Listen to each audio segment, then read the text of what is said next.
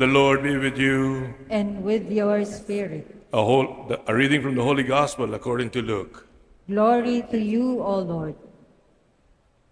In the 15th year of the rule of Tiberius Caesar, when Pontius Pilate was procurator of Judea, Herod tetrarch of Galilee, Philip his brother, tetrarch of the region of Iturea and Trachonitis, Lysanis, the tetrarch of Abilene, during the high priesthood of Annas and Caiaphas. In the word of God was spoken to John, son of Zechariah, in the desert. He went about the entire region of the Jordan, proclaiming a baptism of repentance, which led to the forgiveness of sins.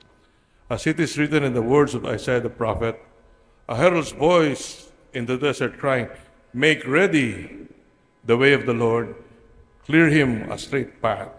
Every valley shall be filled, and every mountain and hill shall be leveled, and the rough way smooth, and all mankind shall see the salvation of God."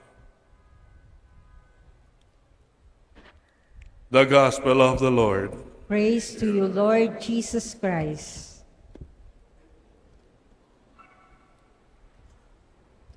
Come, Holy Spirit, come, Holy Spirit. Bless this unworthy priest, that I may share with humility and with the heart, and that people who listen with their hearts. Come, Holy Spirit, come. Let's begin with a little smile. I don't know what you're going through when you came to this church or right now, but just a little smile can change a lot of things. And may the peace of the Lord be with you all. Ano po? May the peace of the Lord be with you. With a smile. Let's level up. Let's greet one another in Korean. 안녕하세요. 안녕하세요. Literally, 안녕하세요 means, are you at peace? And this is my greeting, the Lord's greeting, as we come to the second Sunday of Advent. Peace. Are you at peace? Are you living a peaceful life? Peaceful bang buhay mo? It's good to think about it. O pag namatay yung tao, rest in peace. Huwag ka munang mag-rest in peace. Live in peace muna. Kasi mga ibang tao po, the whole of their life, ang gulo, namatay, yun na, rest in peace. And they never had real peace while they are still alive. Please tell the person beside you, live in peace. Huwag ka munang rest in peace. Ha? If you don't live in peace, mapapabilis yung rest in peace mo. Amen. What? You know, peace, inner peace. Right now, do you have an inner peace? Usually, what bothers us? What's bothering you right now? Anong nanggugulo? Number one, maybe you have worries. Ano bang wino-worry mo ng wino-worry palagi? Matagal mo nang wino-worry yan, pero buhay ka pa rin, di ba? Nakakalampas pa rin. So please be careful of worry. It destroys inner peace. Oh, mga seniors, hello. Wave tayo. Salamat, buhay pa tayo. Huwag ka nang mag-worry sa mga sakit, arthritis, diabetes, cancer. Huwag na. Trust the Lord more. The more you worry, the more you hurry to the cemetery. Mga kapatid, please remember this. Palagi ko pong sinasabi, sure, sickness is sickness. Paala-ala lang po, Walang aalis sa mundo na ito na buhay. Nobody will leave this world alive. So what are you worried about? Do everything you can and just trust the Lord. Worries. A, what's bothering us? Anxieties. Ang dami kang anong mangyayari. Baka, ang dami. Angst, separation, anxiety. Paano kung wala na siya? Baka mawala siya. Kami pa rin ba? Naku, ang dami talaga. Marami tayo mga anxieties. Anxieties is all about the future. What will happen, etc. Leave the future in God's hands and you'll have peace. S, ito, stress. Are you living a very stressful life? Toxic? Ang dami kang ginagawa, sunod-sunod. Naku, everything is just parang ang daming pressures. Kailangan ba yan? Can you perhaps tone it down? At kung stress ka, huwag mong stressin yung iba, ha? Stress ako, kaya stress ko kayong lahat. Bahala kayo dyan. Don't dump your garbage to other people, please. Naawa ko kuminsan po yung mga bata. Nasisigawan, halos mapalo kasi stress yung nana, stress yung tata. Anong kasalanan ng bata? Think about it. The best way to start, to let go of stress is, Lord, kailangan ba talaga lahat ito? Maybe you can make some adjustments. Slow down. Stress ka kung hindi ka marunong mag-stop. Stop na. Slow down. Whatever it is.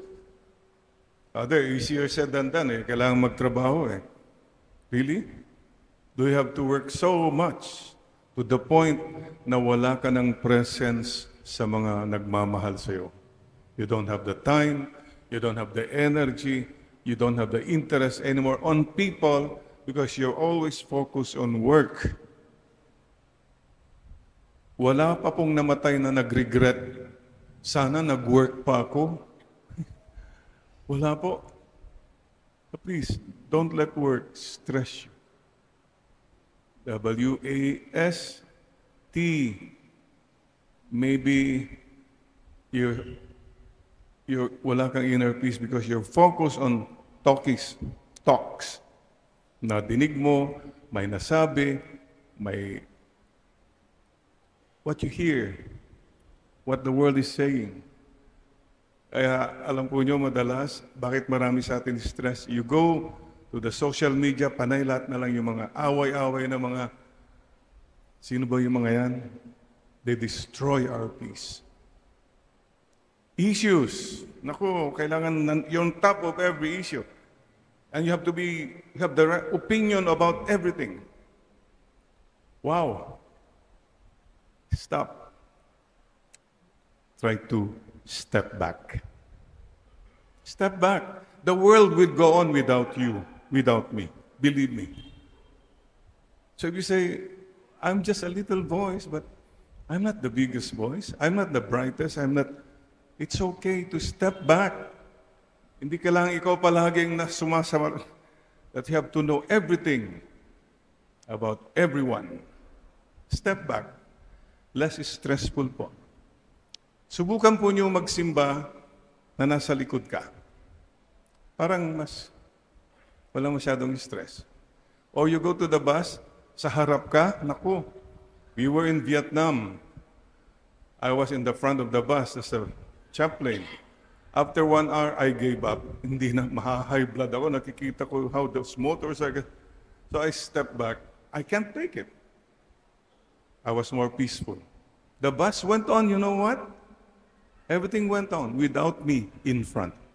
Ganun pala. Step back. And the third way to handle stress is step aside. Sige po. Mauna na po kayo. Hindi bali na you're better, you're richer, you're brighter, you're holier. It's okay. I'm not in a competition. There's no contest. Kung minsan pati mag-asawa, parang may stress kasi, bakit? Tama ako, di ba? Ikaw na, bakit ganito? Yan ka na naman. It's all about comparing ourselves. Stop competition. Learn to step aside. So T is talk this. And E, well, no inner peace because of expectations. Mayroong hindi nangyari, nakuha ka na naman. Mayroong hindi ngumiti sa'yo, nakuha ka na naman. So you so focus on the reactions of people. That's why nadi-disturb yung peace mo. Let's go down the line again. What destroys our inner peace? Worries, W. A. Anxieties, S. Stress, T. Talks, and E. Expectations. Spelled waste. It's all a waste. Wasted lang po yung pinatulan mo lahat at nawalan ka ng peace. How to achieve peace? Very simple po. I really go back to a very basic formula. By the way, today is our mama's birthday, Concepcion. The Immaculate Conception feast will be celebrated tomorrow. This morning, I woke up rather late. And there were a lot of things already. People wanted to see me, ang dami kong gagawin. I remembered my mama. And what mama always told me, this is the one that leads me to peace. Just pray and take the road of merito. Merito. Oh, sige Jerry, sabi ni mama kanina, you're very busy, marami kang mga haharapin. Just do it happily. Merito mo yan. May mga taong mahirap kung minsan to deal with. Sige lang, magpakumbaba ka na lang. Merito na yan. That's how I do not allow external things to destroy my peace. I focus on the presence of God. I humble myself and take the road of merito and humility. Then I'm at peace. Please try that. That you who suffer, ikaw, nagsasuffer ka, nobody cares, merito. Ikaw hindi pinapansin o kaya pinapersecute ka, it's okay, merito ko na yan, humility. Kasi kung lumaban ka at sumabak ka rin sa lahat ng mga diskusyon ng mundo, you lose your peace. For me, the best formula for peace is a heart that is aware of the presence of God. And the presence of God will lead you to the way of humility and peace. Think about it. Listen to the Lord. It's interesting in the gospel today. Lahat ng mga sikat nung panahon ni Jesus, they were mentioned. Sila, yan. Like, these were the Herod, Philip, the Tetrarch, and sino pa? Lysanias, Annas, Caiaphas. Big names. But they're hardly remembered. They hardly matter. Listen to the Lord, not to personalities around us. Then you'll have peace. That's my wish for all of us. So, focus on the gem, God encounter moments. Kanina, nagme-medyas ako. Naalala ko si Mama. Noon, sabi ni Mama, Jerry, butas yung medyas mo. Bayaan mo na lang. Gamitin mo muna yan, pwede pa yan. These are the little things that I remember. but they lead me to humility and peace. O kanina, I put my panyo in my pocket. I remembered Mama always telling me, Jerry, you carry always a panyo, ah? Yes, Mama, and your rosary. So, what I'm saying is, people remember the more matters of the heart, not so much the matters of the brain and the matters of the mouth and matters of the money. Then you'll have more peace, mga kapatid. Ang dami kang blessings. Don't let the world destroy your inner peace and your inner core values. Go to this world. What's the first line of the Desiderata? Go placidly amidst the noise and the haste, and encounter what there may be in silence and peace. So mga kapatid, wishing you all a peaceful life and be instruments of peace. Sana po we remember the driver's prayer. I remember that kasi nung bata po ako, sumasakay po ako sa jeepney. Sa lahat ng jeepney noon nakalagay yung driver's prayer. Maybe some of you remember it. And the prayer says, Lord, grant me a steady hand, a watchful eye, so that no one will be hurt as I pass by. Kapatid, wala sanang nasasaktan habang dumadaan ka sa mundong ito. Wala ka sanang sinasaktan, pinapahirapan o tinutumba. This is what will lead us to peace. Amen. Tignan mo ngayon katabi mo, parang nag-rest in peace na ba yan? Nakatulog ba yan? Sabi mo din sa kanya, live in peace. Amen. And today is a very special day. We are sending off today. We have received the faith. We are sharing the faith.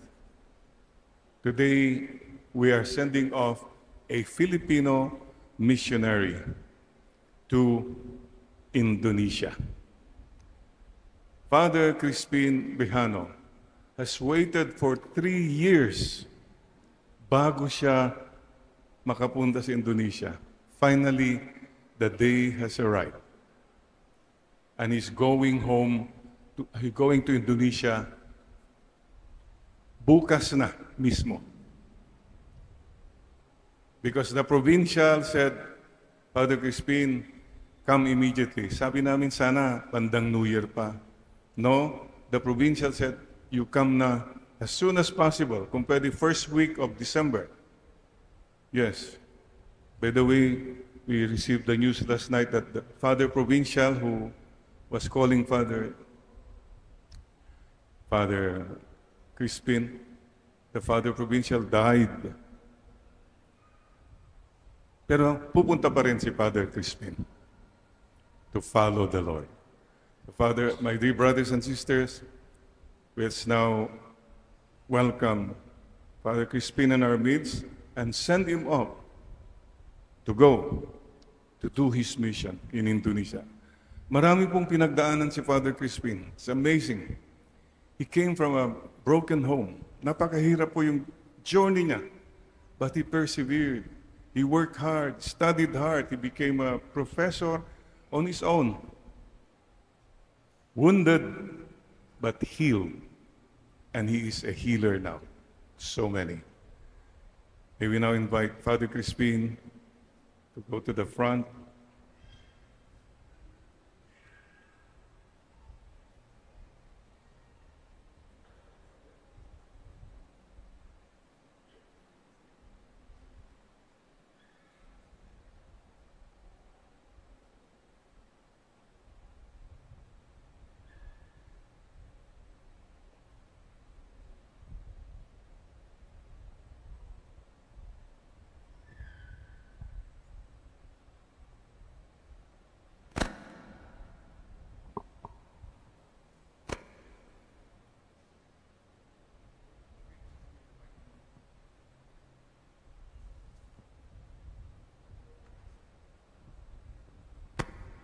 Brothers and sisters, I invite you now, stretch forth your hand to Father Crispin over Father Crispin. The best gift we can give to this missionary is our prayers. That he will be strong, he will be protected, that he will be the instrument of peace wherever he goes, in a difficult land where Christianity is not yet accepted. In Jesus' name, by the power of the Holy Spirit, we as a church, the Church of the Philippines, send you, invoke God's blessing upon you. Father Crispin, God is with you always and in all ways. Father Crispin, receive this cross, carry the cross wherever you go. He is the reason why you're going. He is the reason why you're leaving everything and everyone. Even if you wanted to stay, but yet, because of your love for Him, yes, Lord, I will follow you. I will leave everything and everyone. But Jesus is never, ever gone. Always with you. Behold the Lord, the cross, your companion in all your travels, in all your undertakings. Behold the cross, your companion in your sickness, in your loneliness, in your difficult times. Embrace Him, embrace the cross. Your companion in life, your companion in death. We send you off with the Lord blessing you and the Lord going with you. Father Crispin.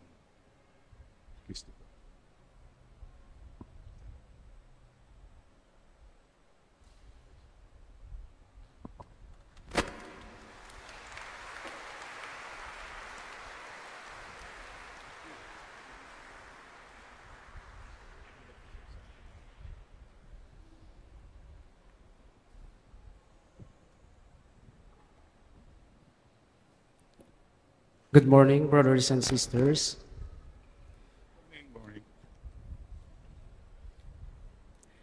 Kapag plano ng Diyos, walang pwedeng humadlang, walang pwedeng humarang. Ang plano ng Diyos ay magkakaroon ng katuparan ayon sa takdang panahong Kanyang inilaan. February 8, 2020, after Taal volcano eruption sa Tagaytay, bago ang COVID, yun po yung day of our ordination dito sa lugar na ito, in this shrine. For how many years, ang dami ko pong mga pinuntahang mga community, and I patiently waited for God's plan. My wait did not become a waste because I trusted, I surrendered, and I persevered. That's why, sa akin pong paghihintay para sa, while processing the papers, para sa pagdating ng visa, I learned 3 important things as my guides while waiting. There are 3 W's. First is waiting with worship. Waiting with worship is very important. Sapagkat marami pong mga temptations along the way. Marami pong mga pumapasok na kung ano-ano sa isip. It is also the same thing with us. During this Advent season, we are waiting for the coming of the Lord. We just celebrated Christ the King. And now we are waiting for a very important and the most significant celebration. Waiting with worship, kahit na maraming mga circumstances, mga mahihirap, still, pinapaimbabaw ang kabutihan at kapangyarihan ng Diyos. Waiting with worship will help us all kapag mayroon tayong mga hinihintay para mas mapalalim natin yung atin pong patience sa paghintay sa kung anuman ang plano ng Diyos sa buhay natin. Second W that I learned is watching with wisdom. Hindi lang yung basta naghihintay, Kung hindi, we need also to watch with wisdom. And how do we watch with wisdom? We pray. We read the words of God. We avail the sacraments. Very important sa atin pong paghihintay, we need to fill our minds with God's wisdom. Sapagkat ang dami-dami pong tinig na pwede nating marinig around, na pwedeng maglihis sa atin sa kung ano ang plano ng Diyos na makabubuti sa atin. That is why, ito yung pinakauna, ito yung gusto ko, ito yung sinundan ko na natili ako ditong tapat kahit na anong mangyari. I watch with wisdom. I prayed to God na ito nga talaga ang kanyang kalooban. And aside from that, I ask and I sought His guidance through His words. And lastly, the third W that I learned is walking with willingness. This is it. I need to walk with willingness. Kung minsan, we have the tendency, medyo atubili tayo. Meron tayong mga tendency na ayaw na natin. And kahit na pumunta tayo kung minsan, napipilitan lang tayo. At mahirap yung napipilitan lang sa pagsunod sa kung ano ang nais ng Diyos sa buhay natin. Sapagkat ang pilit na pagsunod ay hindi magbubunga ng kasiyahan at kaligayahan sa puso ng tao. Out of it, if we are willing to walk according to the will of God, magkakaroon tayo ng totoong inner peace. When we surrender to God's will, and it requires willingness to let go of control, kung minsan gusto pa nating i-control yung mga situation, but dapat mas manaig at mangibabaw ang kapangyarihan at kalooban ng Diyos. My dear brothers and sisters, as I go for my first mission assignment, matagal man ang paghintay. Father Jerry mentioned a while ago, Merito. Ang akin pong baptismal name ay Merito. It is grace. It is merit. That is why I always thank the Lord na kahit na alam kong hindi ako karapat-dapat sa paglilingkod na ito, God allowed me na maging pare. Kahit napakahirap at ang daming mga pinagdaanan, pero ang Diyos ang siyang nanaig. Ang kanyang kalooban ang siyang napangyari sa aking buhay. That is why I keep asking your prayers. At nagpapasalamat po ako, lalo tigit sa SVD Central Province, at ang amin pong bahay dito, the Mission House, ang amin pong minamahal na tatay, si Father Jerry Orbos, si Father June Ocampo, lahat po ng mga staff dyan na mapagmahal at maalaga sa mga missionaries na dumarating at umaalis. Maraming salamat po. Sa akin pong mga minamahal na kababayan, naririto po ang ilan sa kanila. Just to grace this occasion, ang akin pong mga minamahal na kapatid sa St. Bartholomew Parish, San Manuel, Pangasinan. People that I encountered, people who supported me. Thank you so much. I put my trust under the mantle of the Blessed Mother's protection. At nawa po, huwag niyo po kaming kalilimutang patuloy na ilakip sa inyo pong mga dasal. Praise be Jesus Christ. To God be the highest glory. Amen.